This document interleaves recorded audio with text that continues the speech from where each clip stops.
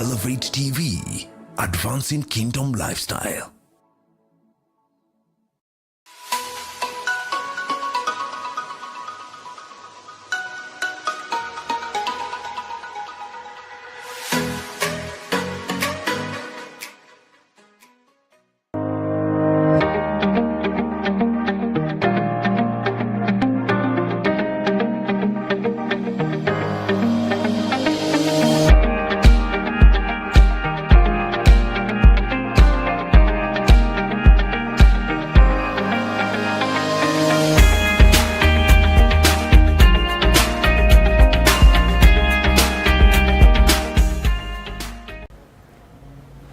Good evening, good afternoon, wherever you're watching from. This is the Gigi Report. Welcome to an amazing episode this evening, Friday, the 27th of September 2024. I'm so happy to have you logged in, tuned in. Some of you I know are watching from Elevate TV, television on TV. Others are on the social media platform. I welcome all of you. And like I always say, the Gigi Report is a platform for big, bold, and honest conversations and on a cross range of subject matter, socio-cultural, political, legal, economic, philosophical, theological.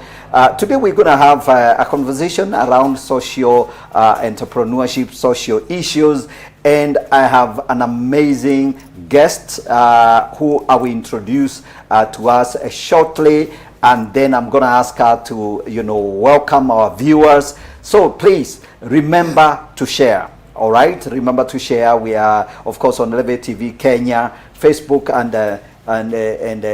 YouTube. So please share and get to invite your friends. Give us your comments. Tell us where you're watching from, and let's get this conversation going. All right. So today we are talking about social entrepreneurs and mentors, how to transform a generation. I have an amazing guest here. All my guests are amazing.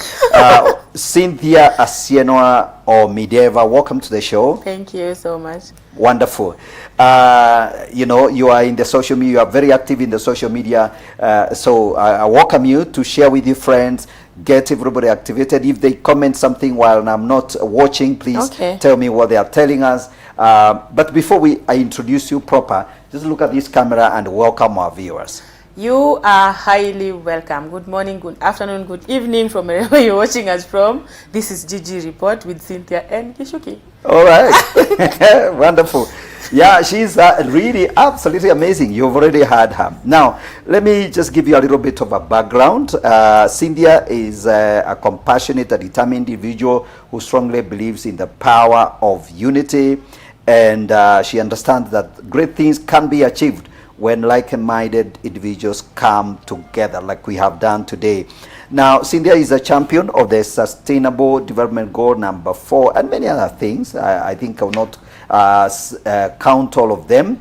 And she's committed to ensuring that learners, she's very passionate about education, and that's really her main area of focus. I think the Sustainable Development Goal number 4 is about education. Yes. Absolutely. And and she'll be telling us more about that. She's actually the founder and director of Let's Talk Mentors Hub, which is an organization that champions for quality education and provides mentorship and leadership training to school-going children, young women and girls. Particularly, I like the fact that you focus on the children, school-going children, and there is a very big conversation there to be had. So wonderful. And of course, she champions a comprehensive sexual education to women and girls. I'm going to be asking a few questions about that. Right. And she was recently recognized as the top 30 under 30 social founder of the year by the Foyer Award. Congratulations, Synthia. Thank you. That's amazing. And guess what? She comes from the Wings to Fly program, Equity Foundation. She's one of those wonderful, very brilliant young people that benefited from that program. So I think that's a very, very good thing, and that's why you're passionate about education. And I think I will not tell them everything else, but I would like to highlight one thing, that you graduated from Kenyatta University with a degree, a bachelor's in education, literature, English and literature. And I'm very interested in that, all right? So we will be talking about that as well. So welcome, ladies and gentlemen. Let's get this conversation going. All right. So there are a couple of things about yourself that I did not say. So I want you to fill up that, you know, tell us about, you know, your background. And in particular, you can talk about what inspired you to pursue the career journey that, you know, you ended up pursuing. That would be a very good place to start.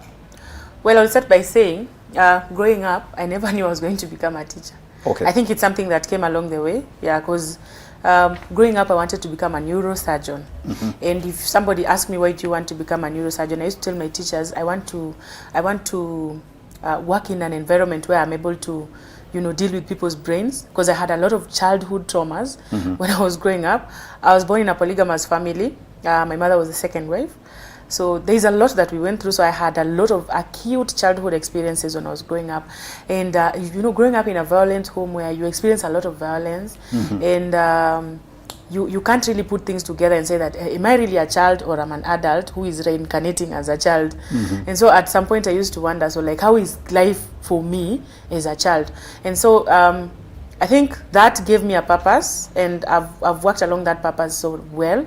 I've carried that goal with a lot of grace from God, because I believe that I am a change maker, a change leader, called to impact generations, and that's my calling. So I went to study teaching because at some point I realized that I had so much grace from my teachers. I think some of my teachers are watching, because I told them I was going to be here. So there's a specific teacher called Sir John who came to our school. He had been teaching in Nairobi, and then so I went to a school that doesn't have a name, actually. I'm proud to have been part of the people that gave that school a name. All right. Because nothing good was meant to come out of that school. The school was called Emuhondo. Gichuki, can you say Emuhondo? Emuhondo. Oh, how did you say it? How did you feel? Yeah. Well, one of those. Yeah, you know, you felt one of those. You just see the name Emuhondo, you're trying to pronounce it. You're like, Emuhondo translated to English means pumpkin. Oh, is it? So we were all pumpkins in that school. Oh my goodness. Yeah, so for someone to come from that school and become someone like myself was something that people never used to think was going to happen. Okay. But I thank God, because my teachers were on my side all the time. Okay. My family background was disadvantaged. We didn't have a lot, no money for school fees, no money for food, nothing. Sir John in particular used to give me his staff room food. You know, when teachers are served food in the staff room, the guy would take his food and give me to eat. Oh, really? Yeah. So I saw a lot of passion in my teachers. When I went to high school, the same thing happened. So I thought, like, why not become a teacher? You know, I want to be this teacher who will be teacher as a mentor, teacher as a doctor, you know, teacher as a nurse, teacher as a therapist, validate children's lifelong experiences and their childhood experiences, just to make children to feel loved. And I can talk about that for like a day. Oh, wonderful. No, I think clearly I can tell you're very passionate. I mean, and you know, great vision, that somebody inspired you, that they believed that, you know, your dreams are valid, you know, to borrow from my U.S. President Obama, you know, no, not Obama. I have a dream. That is. I have a dream is Obama. Yes. I have a dream. All dreams are valid. Is Martin Luther King Jr. Plus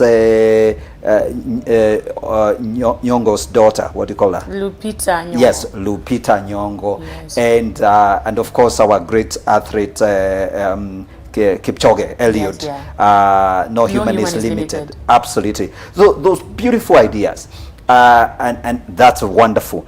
So now let's talk about. So you graduated. So what was it like at the university? You know, you're a young woman coming off. I hope your high school had a name. You know, the primary school had a name. My high school now had a name. Which we can park on the side. So after after my primary school, my high school had a great name. I went to the Mary Hill Girls School in Thika. That's a national school. Oh, you know, wonderful. Right from the village. Right. Village girl now came to town because I was, like you've mentioned in my bio, one of the things I proudly talk about all the time is that I'm a scholar, a Wings to Fly scholar, and an Equity Leaders Program scholar. Okay. You know, and when you hear about Wings to Fly, you know definitely I got brains.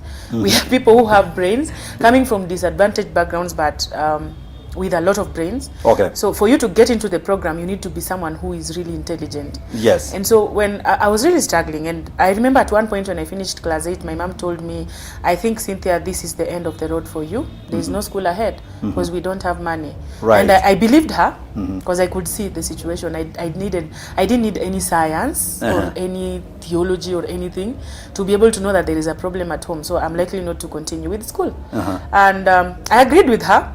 But again, I had so much faith. I'm a woman of faith. You know? From a very young age, I'm someone who believes in God, that God exists, and He's someone who can lift you from grace to grace. In a moment, things can change. Right. So I told my mom, okay, I understand what you're saying. I actually agree with you that, you know, we do not have an advantage of getting to high school. Because I had seen my siblings also struggle to, you know, go through school because they didn't have school fees. But again, I told her, do you know that there is God in heaven? He can transform this thing in a minute and I'm able to go to school. Right. And let me tell you, in the village, people laugh at you a lot. When you have kids who are bright and you don't have money to take them through school, people will be laughing at you. So, Sasa, what are you doing? And then one day, I saw cars, you know. I saw a lot of big cars coming to my home. We were actually, me and my mom was sleeping at one end of our small kashamba, and me, I was sleeping on the other end. So at a certain point, she woke up and went to the house. Me, I remained sleeping in the field. And then I hear cars hooting. I'm like, so am I really dreaming, or what is this that is happening? And then when I woke up, I looked aside and saw people had come to my home, and those were managers from Equity bank branches. They had seen, because they normally go through the list of performers, they had seen a bright girl who has performed very well, and they can't put an image to the name of the school. So they're like, let's go to this school and find out if this girl has gone to school. Right. That's how they came to my home. And I told them, you see, I'm not going to school and I'm not even sure I'm going to go. I had applied for that one school because I wanted to go to that school. It's a national school. And I got only one letter to go to that school. No other letter. So I knew if I'm not going to that school, then I'm not going to any other school. That's how they took me in. And I'm telling you now, my high school became so different. Yes. I used to sit down and ask myself, how can one man called Dr. James Mwangi, how can he be so compassionate like this as to pick up children like myself and take us through school? I think that also informed the work that I'm doing right now, because I help a lot of children to go through school. Wonderful. I really love that. You know, I mean, it's good to meet you and to sit with you here, knowing that you're a product of somebody else also who actually, spread out their love and care and reached out. Equity Wings to Fly program has been amazing. They have supported and helped so many people, and you are a product of that, and and many other programs. So wonderful. So literature.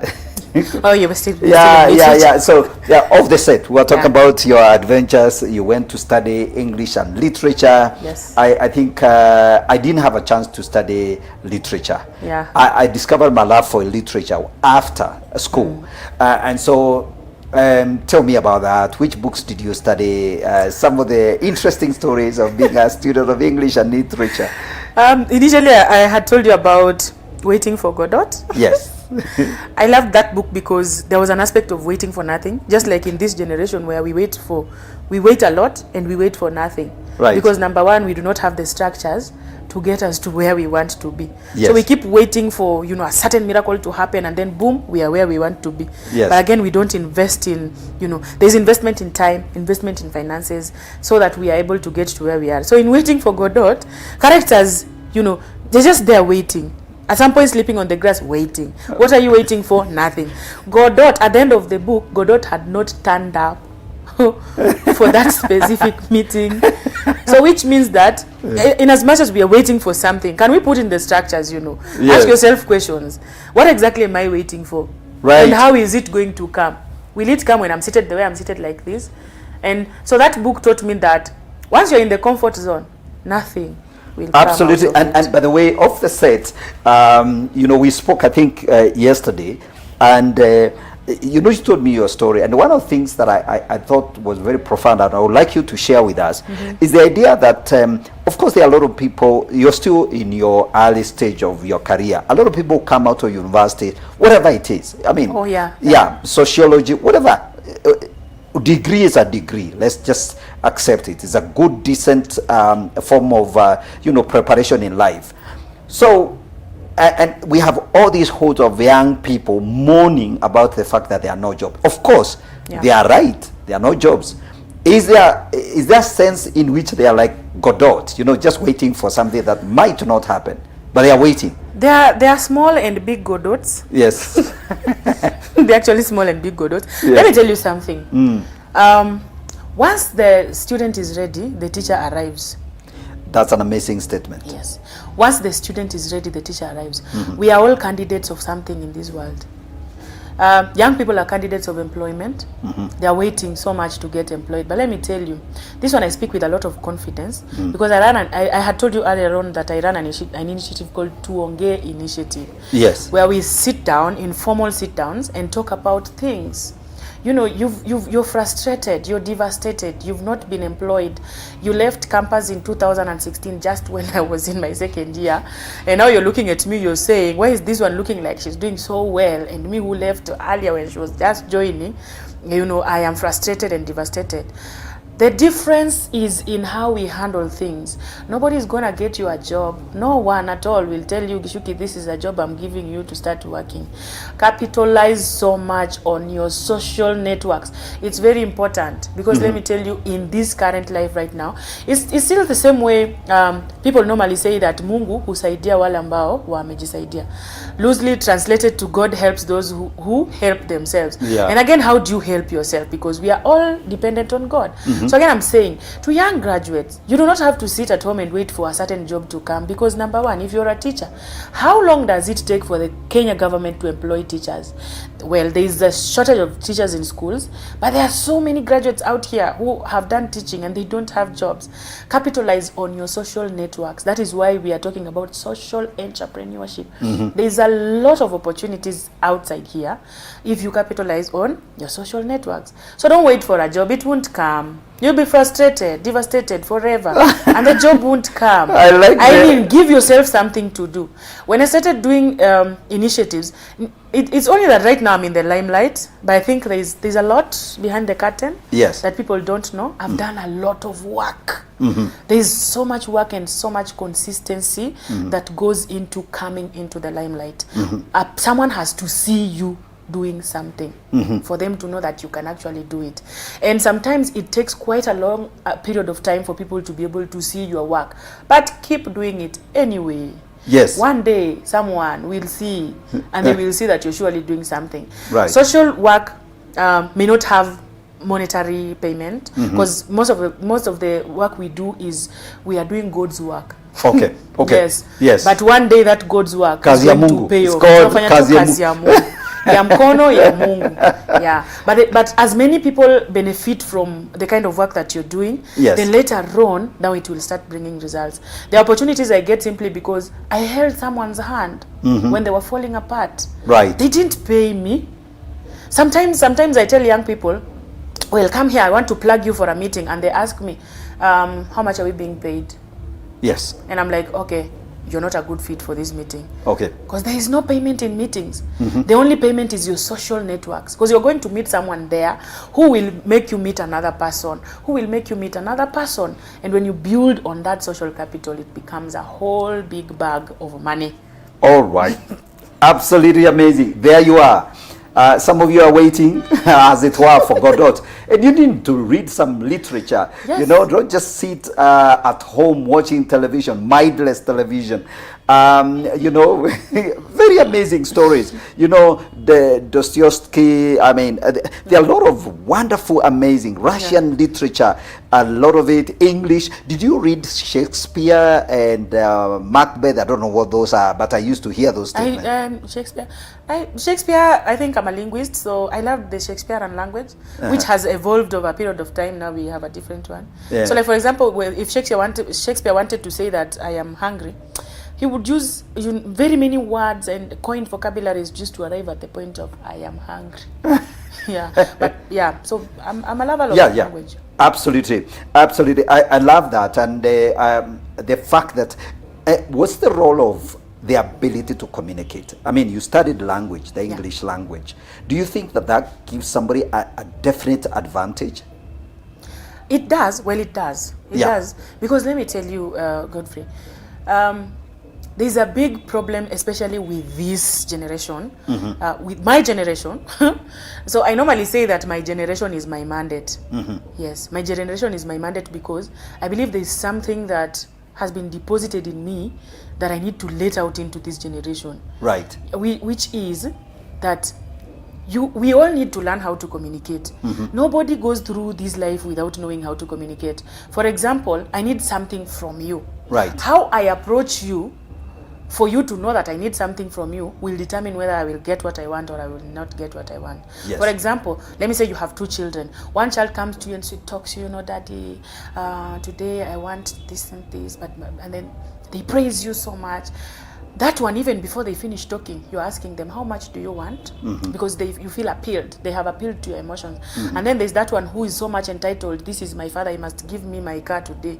And he comes to you and tells you, Dad, I want that car. And you're like, you're my child, yes. But this character you're portraying through the way you're communicating, yes, I don't think anything good can come from me to you. So the difference is in how we communicated. People will be attracted to you so much regarding considering how you address them and how you speak to them, how you express your ideas. You know, I tell my students, I asked one student one time, Anastasia, today, if the president of Kenya came here in this classroom and asked you, what do you want me to do for you? Explain in 5 minutes, because the president is very busy. He wants to leave to another meeting. What do you want me to do for you? And then you start fumbling. Oh, I'm thinking. But someone who is sharp, definitely they've thought about something. They're so respectful to the president. You know, Your Excellency, I would love you to do 1, 2, and 3 for me.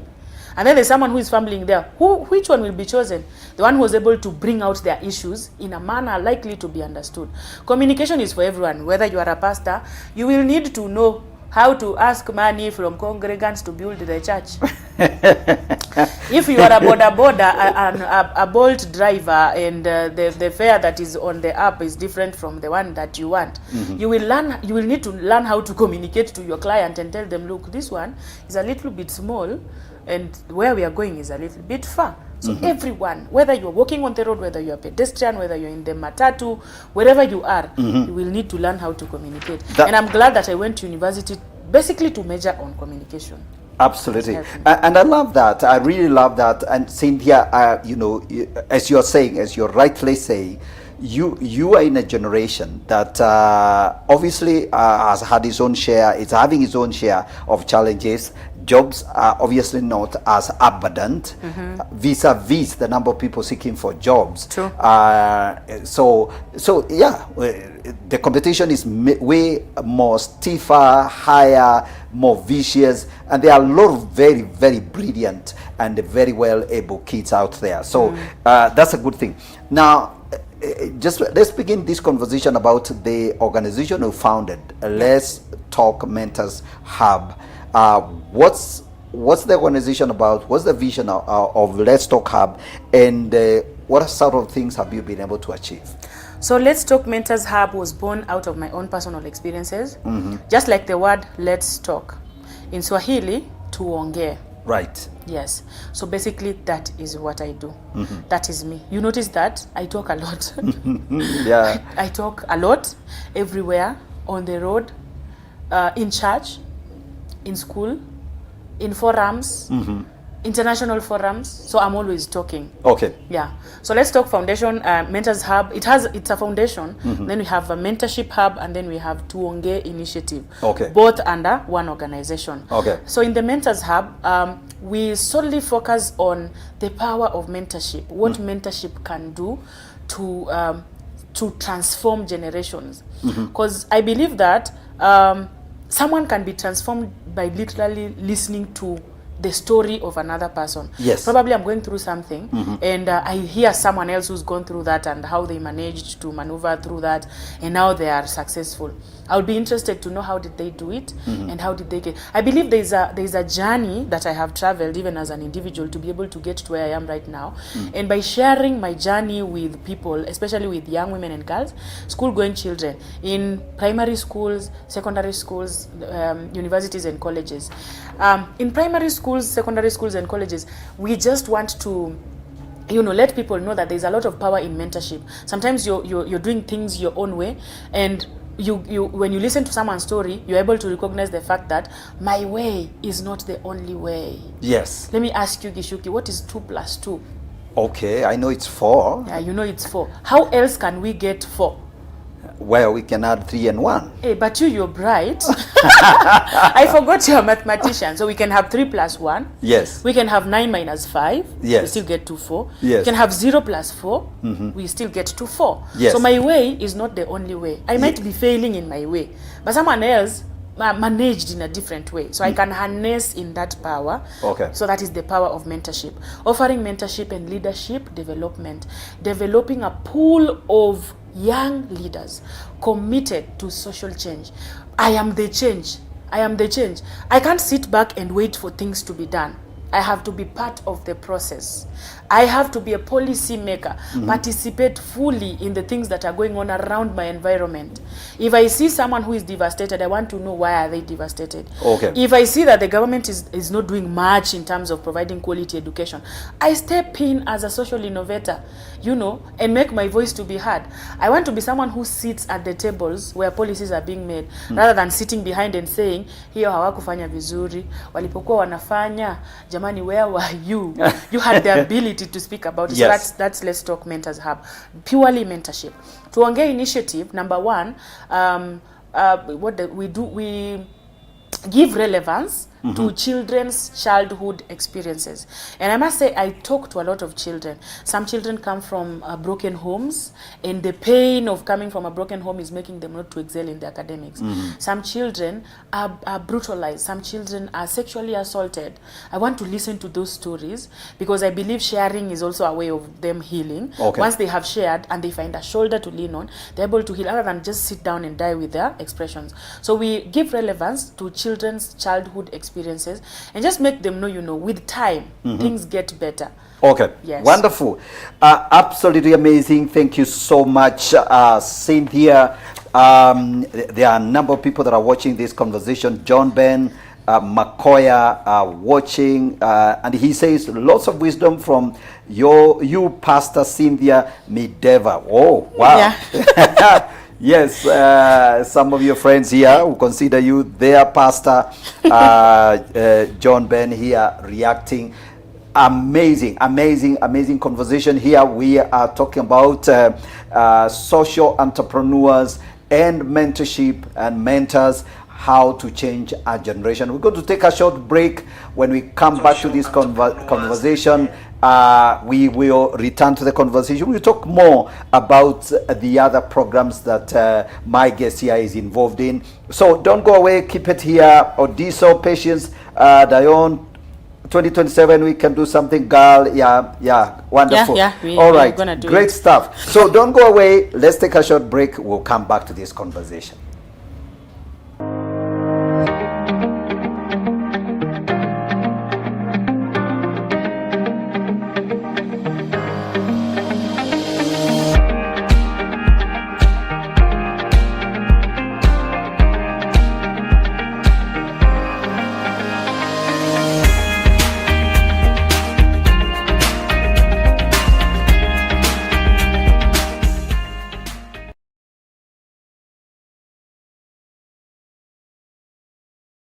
Nairobi, Are you ready to light up the city?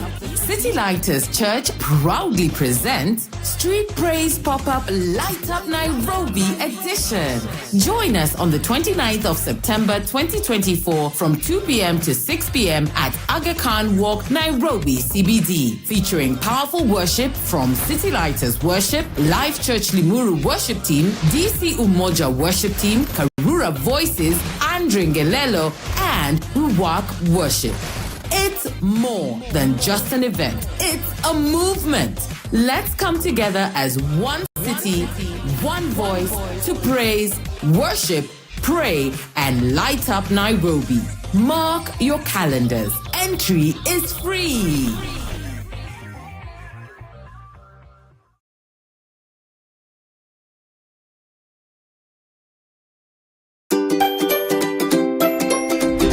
Did you know that God is your Father? Love your God with all of your heart, with all of your soul, with all of your mind. What does a father does, Elliot? A father goes to work, buy basic needs. How do we become God's children? Believing in By God. believing in God. How many God's children do I have here?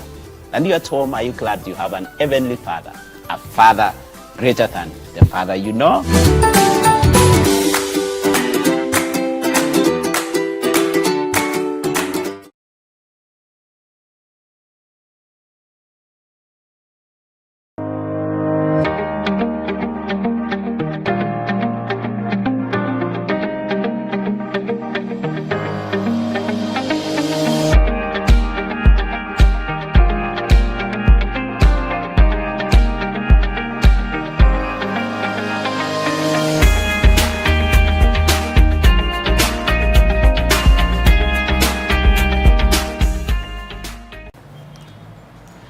Welcome back. This is the Gigi Report. I am sure you have enjoyed the conversation so far. My guest here, Synthia, Mideva, and Asienwa is her surname. I was waiting for that. Yeah, so I'm really struggling here to master her surname. But yes, indeed. Wonderful, amazing leader, young leader. She's won a number of awards. Like I said, she won the under 30 Social Founder of the Year. This is the Foyer Award. She's also been on the Wings to Fly program, the UK Foundation program, and also she was on an Equity Leaders Program Scholar, a Young African Leaders Initiative, alumni. We create change by change.org fellow, and Nguvu Change Linda as seasoned activist and human rights advocate. Actually, I want us to switch a little bit and talk about advocacy and human rights issues, plus issues to do with the idea that obviously there's a difference between how things are turning out for boys and girls. Especially when you focus on education. As we talk about education. There was a recent article, actually about 7 days ago, 20th of this month. Nation Media ran a story about the differences, the inequality in school. Surprisingly, that they emphasize the issue of the laboratories. There being more laboratories, chemistry and what have you, laboratories in boys schools than girls schools. And I thought, well. And apparently that's supposed to be a very big deal. But what I think is a real big deal, this is my side of the story, and you need to tell me, maybe I'm biased. 10.4% of boys are out of school in female-headed households. So boys in female-headed households are more likely to be out of school. 10% more, right? On an average, boys were 1.2% more likely to be out of school than girls on average. Yeah. I think we know that. I think we know that boys are lagging behind in terms of when people drop out. And by the way, it also is happening at the university. The university, a lot of young men are dropping off. Their courses, not finishing for whatever reason. So. And of course, there has also been this continuous argument about girls' empowerment of women and all that, yeah? Being a mentor and being in that space for advocating for the rights of young women, especially. Yes. What's been your experience, and what do you have to say about that? I don't know the figures that you read. Is it a report or it's a... Well, it's a newspaper article. It's a newspaper article. Yeah. Well, of course, it noted that the boys schools seem to have advantage in terms of resources than girls' schools, and which is actually true and maybe unfortunate. It really shouldn't be the case. I mean, resources should be distributed across equally and fairly. Yeah, equally and fairly. And people can spend a lot of time debating about that and why that is the case. That being said, I think the bottom line is, you deal with these young kids yourself. What's been your experience like? So for me, I wouldn't really want to comment on figures that someone else came up with. Yes. I would use my own figures. Absolutely. Yes, your own experience. Yeah, my own experience, because having been in the education spaces, from the time that I was also in school up to this point where I'm now fully an advocate and a champion for quality education, I would say that the situation is adverse for both boys and girls, because I work with them and I know that we have a lot of challenges, especially in the Kenyan schools. Fast forward to 2 organizations.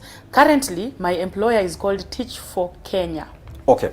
Teach for Kenya is an organization that champions for quality education in underserved communities, because when resource mobilization and planning is being done for schools, underserved communities are forgotten. Yes. So Teach for Kenya advocates, it's an umbrella program under the umbrella of Teach for All, which operates currently in more than 54 countries. Okay. So what we do is that through the organization, they train up teachers, or not really teachers, they train up young graduates. We have economists, we have engineers, we have medical doctors who are currently working with underserved communities as teachers. So they train you on aspects that you need to know so that you're able to deliver in a school. And then they place you in underserved communities. We have schools in Kibra, we have schools in Kayole, we have schools like in many parts of this country. So what we do is, the advantage that the child of the rich man has over the child of the poor man, we bridge the gap. Okay. If they are not able to attain quality education because they do not have enough staffing in their schools, because the government has been so poor in staffing of schools. So we boost up the staff in the school just by having fellows in those schools. Right. And another organization is called Nguvu Collective. Nguvu Collective is a social advocacy platform that recruits young women into a program where you are able to be an advocate, and not just advocacy where you speak about things and you're not able to influence change, but you are an advocate and an influence of change. So I have a petition that's running on change.org. Previously, there was a petition I petitioned the Kenya government to do away with this new education funding model, because of the factor that how are they able to recognize who needs funding and who doesn't need funding for them to be able to place students in bars. And by the way, my petitions are on change.org. You who is watching, you can go to change.org and look for Synthia Asienwa. Sign those petitions, because we are a step forward into making sure that we attain this. Another petition is on the provision of adequate teaching and learning resources in Kenya's public junior secondary schools. Gichuki, let me tell you, the situation in schools is devastating. Not enough teachers, not enough resources. You talked about laboratories. Do you know that there are schools that don't even know how a laboratory looks like? I can imagine. But teachers teach them. They teach them, this is how you need to use this, but the kids have never seen those things. So there's an advantage of the child of the rich man over the child of the poor man. And that's why I come up as an advocate, an advocate of human rights, an advocate of equality and fairness, especially in the attainment of the SDG for quality education. Right. Every child has a right to quality education, regardless of their socioeconomic background. Right. If my mother is poor, I have a right to education, just like the child whose mother is rich. Yeah, and so advocacy comes in handy, because now we're able to articulate issues, let people know that this is the situation on ground. And when I do advocacy, I don't just do blind advocacy where I say, now you need to do this and this. First of all, starts with survey. I've gone to very many schools, just looking at the situation at hand. How many teachers do you have? And you find a whole block of junior secondary school with 900 students with 3 teachers. How is that even possible? How are the teachers going to run their classes? They need to mark books. They need to supervise children. They need to, make sure that all the children acquire quality education. How is that possible? So that means there is still so much that we need to do. No, I think, and I'm glad that you're speaking from actual experience. Yes. You've gone to those schools and you have actually seen the devastation. I know a primary school in some neighborhood here in Nairobi where the primary school has a population of about 3,000 kids. Mm-hmm. So each class is packed with something like 120 kids. It's real nightmare. I mean, you're seeing these 6-year-olds, 120 of them, of course with a teacher, but you can imagine, how can you really handle 120 kids? Yes. I mean, even if you are an angel, well, if you're an angel, that's different. You would really have to spread yourself You would have to spread your wings wider. Yeah, to be able to cover educating, those kind of numbers. So yes, you are absolutely right. There is so much need. But it's interesting, Cynthia, I don't know what you think. Education, as the Ministry of Education, receives the lion's share of the national budget. Mm-hmm. What's the problem? The problem is actually the problem, mm-hmm. and it will continue being the problem. Which I don't know if we all know where the problem is, because again, even in the budget that was previously read, the Ministry of Education received the lion's share. Yes. And so again, it's in what exactly do we want with the share that we have received? What exactly? No, because the Ministry of Education has a lot of good, very nice, policies, very well written, well articulated on paper, but when you come to the ground, things are different. Okay, so you would say the disparity, the disconnection is that the policies are good, mm-hmm. The budget is there, or rather the budget is, the allocation, the numbers on the papers that are presented are good, but somehow you can't see the effect of it. Okay. Implementation. The implementation, that's where the failure is. That's where the failure is. Okay. And I would say, is it greed? Mm-hmm. There's a lot of greed because for most people who are able to offer, because you see most of the people who work in the Ministry of Education, I bet most of their children go to international schools. Okay. So why would someone have a problem when their child is attending a very nice school and they have enough teachers? Do you know there are schools where the teacher to learner ratio is 1 to 2? So there is a lot of personalized learning. Mm-hmm. And then there is another child in a slum somewhere. The ratio of learner to teacher to learner is 1 to 120, the way you're saying. So we can never have personalized learning in such kind of schools. But again, it's not their problem, because for them, they are okay. They are settled. They use that money that we pay them. They use that money that we give as tax to be able to run this whole education system. But again, they use it for their own advantage. And so they don't think about what else can we do to make sure that now we are at par with the children of other schools. I think we need more of you. We need more of Synthia, people who are willing to give of themselves, stand up for the children, stand up for the, for education of the young people. Shalai Bone here, watching. Congratulations, my dear. This is, I think, one of your friends. Amazing. That's my sister-in-law. Oh my goodness. Mulamu? Yeah, that's my Mulamwa. Mulamwa, yeah. So I have a sister-in-law from the same, background. So I thought I have an idea that there is something called Mulamwa. So wonderful, Synthia. I really love that. And by the way, we just coming from a major Gen Z, revolt. Yeah, revolt, protest, what have you. What was your role? Were you right in the middle of that? And what do you think needs to be done?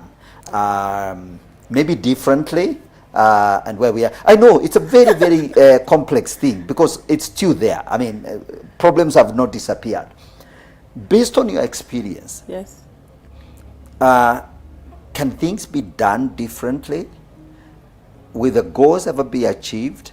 You've been an advocate, so yes. You have advocated for many things, and you are very practical, Yes. So what's missing? What's missing in the Gen Z revolt? In the whole conversation, in the whole engagement. I think what's missing is owning up. I was on the front line. Thank God you survived the bullets and the tear gas. I was on the front line of the Gen Z revolution movement. I was on the front line. Yeah. Number one, because I believe that one day this country will be liberated. Okay. I solely believe that one day we will be liberated. Okay. And one day we will have leaders who truly and absolutely care for the people that they lead. People who will not be there to amass wealth to themselves at the expense of the people that they lead, so that we have people who are dying in Kapedo because of insecurity, but then we have people who have 50 policemen guarding them. Just one person, just one Kenyan, you have 50 who are living, and as we are dying in Kapedo. I have a dream, like Martin Luther King Jr. Yes. No, you know what I like, Synthia, about, you come across as somebody who is, you're happy, you're laying that out. How is it that you're not angry? Because for me, it seems like the young people are so angry. How have you managed to moderate anger yourself? has never been a solution. There is never a solution in anger. If I'm angry and the government is angry, who will solve the problems? Okay. Right now, there's a different revolution. For the Gen Z revolutions, we went to the streets. Yeah, we agitated. I have so many pictures of myself with the Kenyan flag on the streets. And what took me to the streets was the fact that things are not okay. Things were not okay, and they are still not okay right now. But we lost track along the way. We were not able to track our progress. We were not able to own up to what we wanted, and people started saying we are leaderless. When you're leaderless, it's nothing much can be done about it. But right now, the revolution that we have right now is a different kind of revolution that is coming with facts. We were agitating on the streets. Probably you didn't get our facts right. Now we have facts. I've written so many position papers. Opinion papers taken to parliament. A lot of my opinion papers are in parliament right now. Okay. Where I see there is a challenge, I sit down and do a hands-on writing. I said, this and this is a problem in the education sector. Can we please address this one? I'm glad about the university funding model. I was part of the people who are on the front line. Before we even implemented the university funding model that brought a lot of chaos in the Kenyan universities, I'd written that as a petition. I took it to the office of the president. They received it. They never did anything about it. Okay. Now I am glad that the president has appointed a committee to work on the review of that model, because that one is never going to work. So the revolution that we have now for the Gen Zs is a revolution of, these are the facts that we are bringing on the table. Okay. We have people like Inamorara Kebaso who are coming up with facts that these are projects that stalled and we need them up again. Absolutely. So yes, it's going to happen. And again, education is an equalizer. Mini hivo. Education is an equalizer. Education can make the child of a peasant to sit with kings and queens. Absolutely.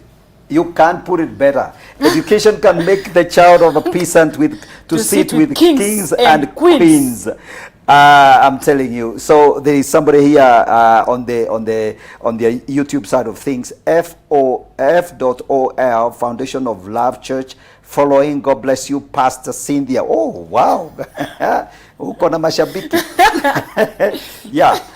Yes. So I really love. Please say that again. Okay. Why I say it? No, it's my director. I'm telling. Oh. Okay, fine. I hear. So, Synthia, I really love I'm happy that you're not angry, because you realize, yes, if you want change, you must act. But it's not just acting. You must be strategic in what you're doing. So I love the fact that you're writing, you're raising, your petitions, and you know where to take them. And those are real petitions. These are not just things you write on your WhatsApp or on your social media platform and screaming, death to the system and all that. At least you have some bit of respect for the system. There is an office you can take your papers. That's very serious and very commendable. So, when you look at the future, what do you see really the biggest challenge facing your generation? Other than, yes, the government isn't doing its job, there are challenges of employment and all that and all that. Is the future hopeful? What's your vision? Actually, basically, that's what I'm asking. What's the vision? What do you see? How do you see things panning out? Maybe in the next 5 years, in the next 10 years? In the next 5 years or 10 years, my generation will have a strategy. Okay. And that's very important.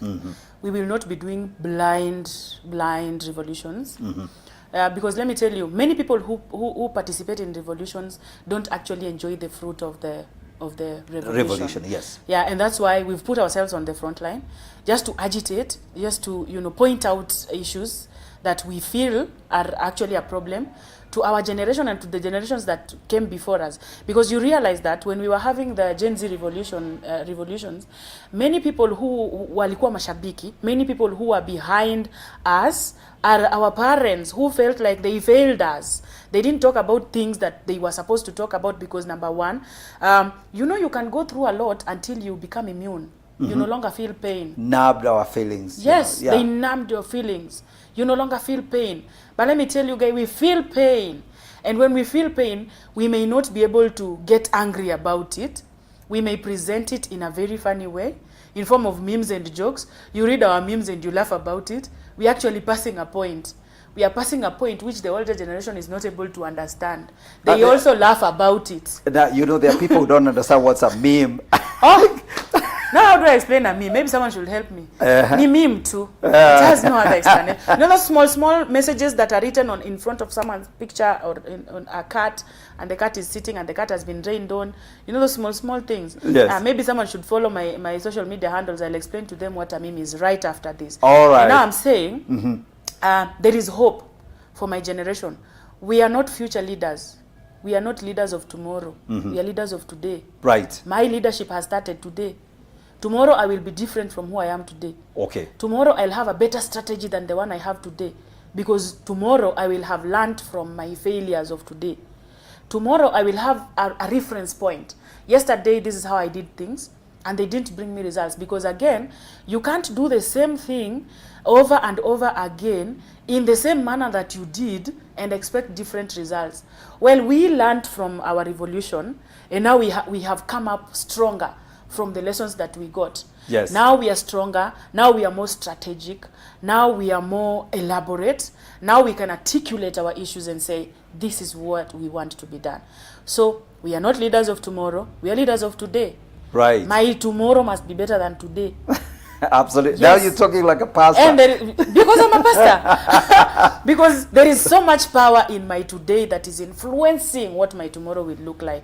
And well, for me, I have a dream. I have a dream that one day every Kenyan child will attain their full potential regardless of who their father is. I have a dream that every Kenyan graduate will have the same opportunities like the people who are in government. I have a dream, a very elaborate dream, that one day the women and girls of this generation will rise up to their feet and say, a time has come and the time is now for us to take up leadership positions. And that's why I'm saying this is in preparation of what's coming probably in 2027. You will see most of us on the ballot. Wonderful. Yeah, because we don't want to sit back and say, we want to see people doing things for us, but we want to be part of the process. Absolutely. No, Synthia, I must commend the idea of, I think one of my biggest challenge, and a lot of people have thought, take me as, you're against the Gen Zs. I think what I see is respect for institutions. Yes. And corrupt as some institutions are, you really, you have to have some institutions, yes, of one form or another. And it is the responsibility of every generation to build and strengthen institutions that actually serve them. Very true. You understand? I support you on that. We are inheritors. We are living off right now the goodwill and we are living off the corpse of the past. People built this nation. People, fought for independence. Yes. People fought for, fought of the white man, so to speak. You understand? And so I think so I have raised those concerns, but I'm glad that there is a shift in your generation and a desire, to build better institutions. It cannot get better. Yes. When people think that way. Yes, the institutions exist, parliament exists, judiciary and the others, even the president. Because if Synthia today, you became president of the Republic of Kenya, you would find yourself at State House.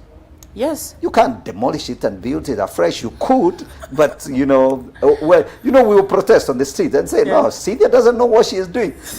She's spending our money just knocking off those, pillars and building fresh one. In other words, I'm saying, perhaps we have to appreciate that we would rather think about improving or building, or but the institutions themselves have a place.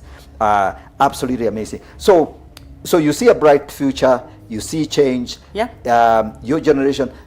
Now, there are people, and I want you really to look at that camera and begin to talk to some of the young people. People have been looking for jobs. Yes. And, they have not been successful. What are 1 or 2, 3 things that you would advise that young person that is really feels so defranchised? You saw the way I turned very fast to the camera. I turned very fast to the camera because when I had young people, I knew there is definitely something to tell young people. Yes. Don't sit at home. Yes. Get out. That's order number 1. That's order number 1. That's a command, actually. Yes. Don't sit at home. Don't sit at home and wait for something to come, because it's never going to get you at your door. Okay. Get out. Interact with people. Capitalize on your social networks. Okay. Go out there and meet people. You young person who is just sitting at home with your papers, manze, life ni mbaya. Kitakuramba. I like that language. Kitakuramba vibaya tena sana.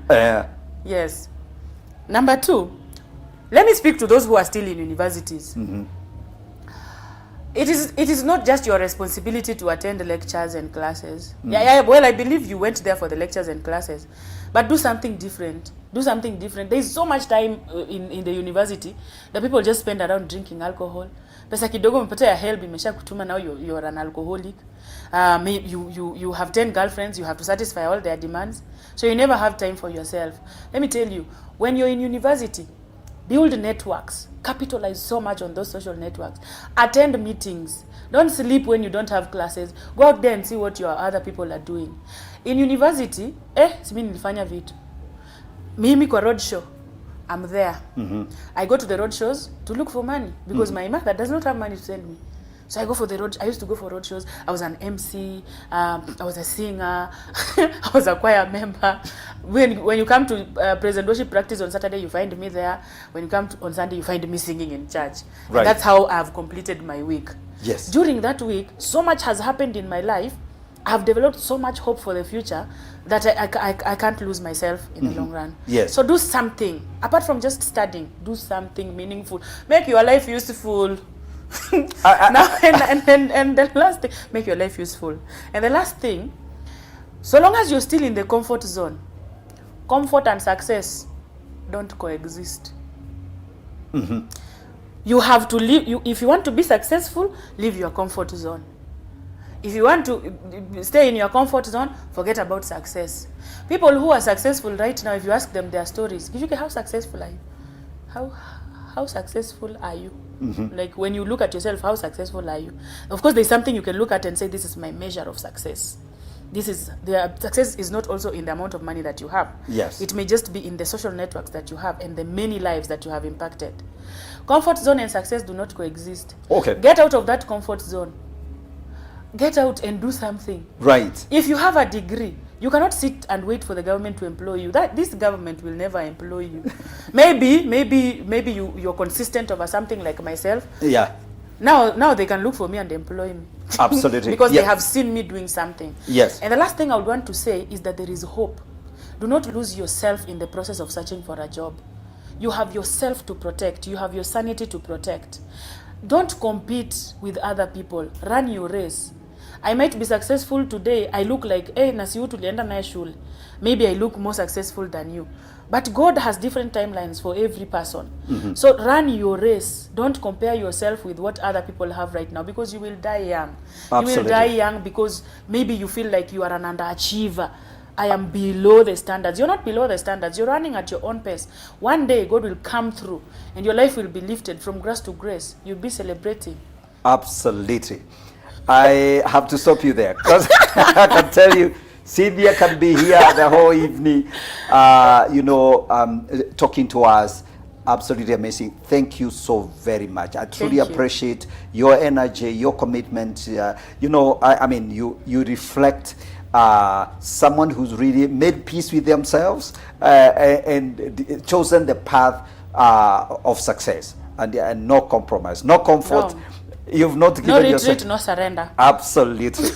There you go. This is the Gigi report, and as you've heard for yourself. I really don't want to add anything else. Synthia has really been successful in just doing very, very things that she's very passionate about, and that is a real example. So I believe this was very inspiring. May the Lord bless you. May the Lord continue to keep you, and I wish you great success too. And follow the footsteps of others that have gone before you. We got to bring this to a close. God bless you so much. And always, as always, I love doing this. God bless you. This is the Gigi Report. I've been your host, Godfrey Gichuki. We'll see you again. Keep it elevate and keep following us. And may the Lord bless you so much. Bye-bye. Bye for now.